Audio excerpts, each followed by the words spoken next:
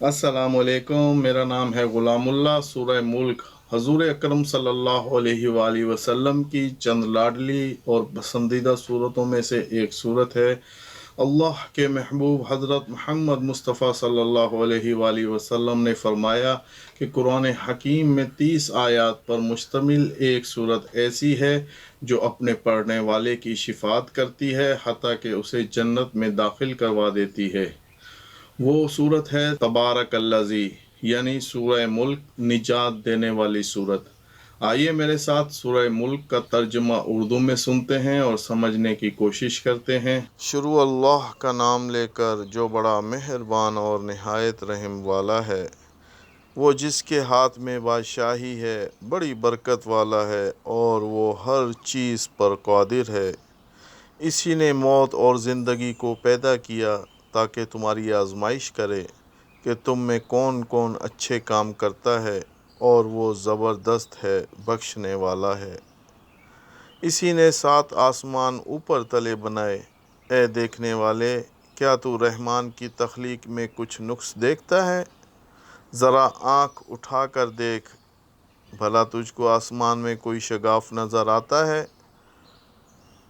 फिर बार बार नज़र कर तो नज़र हर बार तेरे पास नाकाम और थक कर लौट आएगी।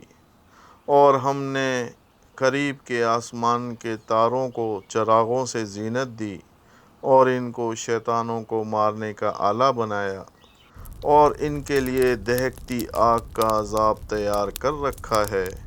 और जिन लोगों ने अपने परवरदिगार से कुफ्र किया, इनके लिए जहन्नम का अज़ाब है और वो बुरा ठिकाना है।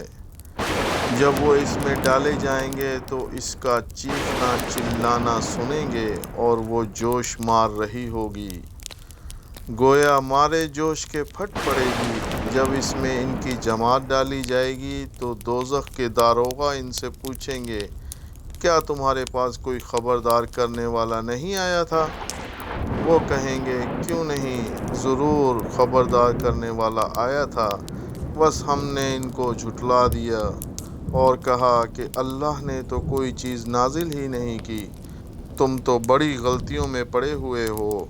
और कहेंगे, अगर हम सुनते या समझते होते तो दोस्तियों में ना होते। बस वो अपने गुनाहों का एतराफ़ कर लेंगे, सो दोस्तियों के लिए रहमत से दूर हैं। और जो लोग बिन देखे अपने परवरदिगार से डरते हैं, इनके लिए बख्शिश और अजर अज़ीम है। और तुम लोग बात पोशीदा कहो या ज़ाहिर, वो तो दिलों के भेदों तक से वाकिफ़ है। क्या जिसने पैदा किया वो इल्म नहीं रखता? वो तो पोशीदा बातों तक का जानने वाला है, हर चीज़ से आगाह है। वही तो है जिसने तुम्हारे लिए ज़मीन को हमवार व पस्त बनाया, तो इसके रस्तों में चलो फिरो और अल्लाह का दिया हुआ रिज़्क़ खाओ, और तुमको इसी के पास कब्रों से उठकर जाना है। क्या तुम इससे जो आसमानों में है बेखौफ हो कि तुमको ज़मीन में धंसा दे और तभी वो थरथराने लगे? क्या तुम इससे जो आसमान में है निडर हो कि तुम पर कंकर भरी हवा छोड़ दें, तो तुम अनकरीब जान लोगे कि मेरा डराना कैसा रहा। और जो लोग इनसे पहले थे उन्होंने भी जुटलाया था, सो देख लो कि मेरा कैसा अज़ाब हुआ। क्या उन्होंने अपने ऊपर परिंदों को नहीं देखा जो परों को फैलाए रहते हैं और सुकेड़ भी लेते हैं? रहमान के सिवा इन्हें कोई थाम नहीं सकता। बेशक वो हर चीज़ को देख रहा है। भला ऐसा कौन है जो तुम्हारी फ़ौज बनकर रहमान के मुकाबले में तुम्हारी मदद कर सके? काफिर तो धोखे ही में हैं। भला अगर वो अपना रिस्क बंद कर लें तो कौन है जो तुमको रिस्क दे सके? लेकिन ये सरकशी और नफ़रत में फंसे हुए हैं। भला जो शख्स चलता हुआ मुंह के बल ऊंधा, वो ज़्यादा राह रास्त पर है या वो जो सीधे रास्ते पर चल रहा हो? कह दो, वही तो है जिसने तुमको पैदा किया और तुम्हारे कान और आँखें और दिल बनाए, मगर तुम कम ही एहसान मानते हो। कह दो कि वही है जिसने तुम्हें ज़मीन में फैला दिया और इसी के रूबरू जमा किए जाओगे।